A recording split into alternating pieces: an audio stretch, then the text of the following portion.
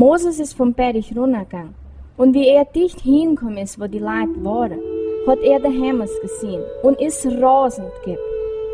Der ist zwischen die Leute reingesprungen, hat den Hämmers verbrennt und hat er erst ins Wasser geschmissen. Nachher hat er gesagt, die Leute sollen all von dem Wasser trinken. Da sagt Moses für sie all: Der hat einen großen Sinn gemacht. Ich spreche mit Gott. Kann sein, dass er euch entschuldigt. Da ist Moses auf den Berg gegangen und hat von der Herrgott gesagt: Was ein großer Sünd, wo die Leute gemacht haben. Entschuldigt ihnen sein Sünd, oder du mich auch vernichten.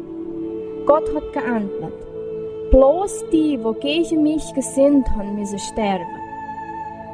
Nachher hat Gott eine Pest geschickt, wo das Volk getroffen hat, und viele sind gestorben, welche die Sünde, die sie gemacht haben.